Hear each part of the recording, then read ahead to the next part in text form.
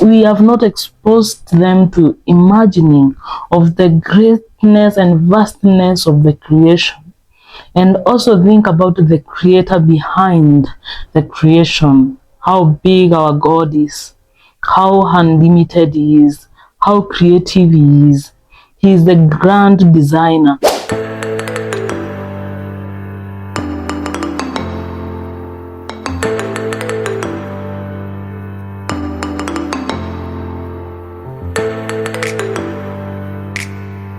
Hello lovely people, and how are you doing? My name is Jackie and this channel is Thriving Humano. I have been reading a book that has captured my attention. A book called The Mission of Motherhood. It's this chapter on creativity, like God's creativity and how to embrace God's creativity in our motherhood journey. There's this point of exposing our children to nature. And the author was saying, we are living in an industrial society. And most of the people, especially us who are living in the cities, in the urban areas, you find that most of us, our children are surrounded with concrete, that is the buildings. They are surrounded by glass and plastics and all these things, but they are not surrounded to nature. This has really affected how our children are growing, their mental development, and even ourselves. It has affected our view on God. When you look at the Bible, the book of Job, when it comes to the book of Psalms, when it comes to the book of Romans, especially chapter 1, you see that the Bible says clearly that even those who did not have pastors to preach to them, those who did not have people to tell them about the good news or the existence of God, there is nature that is speaking to us each and every day so that everyone will have no excuse. How often do we expose our children to the nature, to the environment, to the rivers, to the rocks, to the soil, to the wild animals, to the insects out there, especially in those of us who are in the rural setup? Very rare, because Monday to Friday, and in some cases to Saturday is school, Sunday is church day, and we are hooked in that kind of a cycle. The artificial things are slowly replacing the natural things. For example, these flowers, these are artificial flowers. Yes, there's an advantage that they will not wither, but there's a great disadvantage in such a way that they are not speaking. These flowers are not speaking. What do I mean by they are not speaking?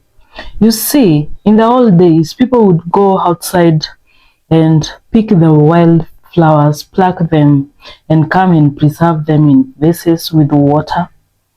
And this fresh aroma coming from these flowers, and even the winterling, will speak to us again and again of the fragility of life. And we are losing these messages day by day, the messages of how creation is speaking to us. Not even go to our pantries, to our kitchen. We have a lot of packaged foods. Nowadays we can have packaged foods. We have foods that take seconds to cook. And thinking about it, where is the place of the sweet aromas from the freshly baked breads, the crunchiness of the fresh vegetables, and the sweet juices from the fresh fruits? They are slowly being replaced with highly processed and packaged foods. And thinking about it, one, it is affecting our health, and secondly, it is replacing that which was meant for the creation to speak to us. Because even as we take the foods, we see the creativity of God in them through the sweet aromas from those foods, from the barbecues, from the roasting and baking meat in our ovens, the baking breads in our ovens, those sweet aromas that gave us the signatures of our homes and speaking. For example, growing up, we used to have the wound, and anytime I pass through a place where they are burning charcoals, or is that the smoky smell, I'm reminded of those days growing up in the village where we used to fetch firewood for cooking, and there are many sweet memories that are rising from those aromas. It is saddening that this generation is slowly giving up to doubt and skepticism because they are rarely exposed to the creativity of God. They are rarely exposed to the creation, so they are not able to think beyond what they are seeing. We have not exposed them to imagining of the greatness and vastness of the creation, and also think about the creator behind the creation, how big our God is, how unlimited he is, how creative he is. He is the grand designer. And let's do our best to expose them, no matter where we are living, the urban areas, in the cities, in the towns. It's so disadvantaging to our children.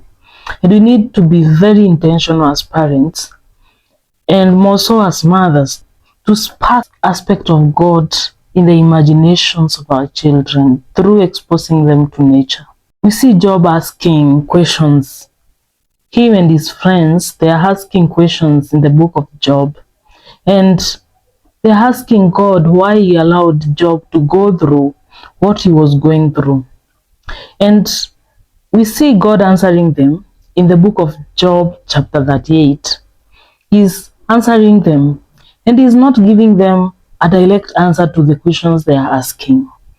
He's asking Job, where were you when the foundations of the earth were set? Where were you when the mountains were being created? And we see that in the Bible again and again, God is using the creation to reveal his majesty, to reveal his power, to reveal his magnificence. And we need to do this to our children too. Job is asking questions. Why did you allow this, God? And God is answering using the elements of creation, using what we know to help us understand what we do not know, what we can see and perceive, to help us understand the nature of God. The book of Romans chapter 1, Paul telling us that those who are disadvantaged with the fact that there were no preachers back then, in many years ago, thousands and thousands of years ago, is telling the fact that since our God is just, he exposed these people to creation, that this creation will speak to them about the Creator, so that no one will have excuse that they never heard of God. Oh, think about it. The creation is speaking to us, is speaking to our children, is speaking to everyone around, to everyone, about the nature and existence of God. Dear friends, after reading this chapter of this book, The Mission of Motherhood, I feel so rebuked, so challenged, and so encouraged at the same time to be able to expose my children to nature each and every day. It is inconveniencing, it is time consuming, it is tiresome, but it is worth every second that we are exposing them to the creation. Those moments that we are taking to take them down to the river, to just enjoy stepping on those waters, to enjoy the sweet sounds of the birds chirping in the hills and taking those trail walks and hiking is a great contribution to even telling them of the existence of God. And allow me to read a single excerpt from this chapter. The Mission of Motherhood by Sally Clarkson.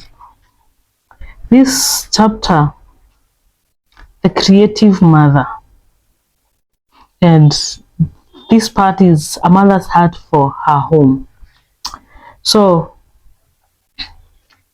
we are talking about the book of Job and how God answered Job's questions and his friends' questions.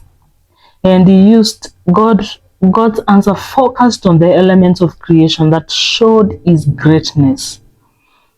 Who is this that darkens counsel by words without knowledge? Now gird up your loins like a man, and I will ask you and instruct me. Where were you when I laid the foundation of the earth? Tell me if you have understanding. Who set its measurements, since you know? Or who enclosed the sea with doors? When bursting forth, it went out from the womb. When I made a cloud its garment, and thick darkness in swaddling band. That is the book of Job, chapter 38, verse 2 to 5 and verse 8 to 9. So we see that the Lord goes on and on in exclaiming the marvels of creation.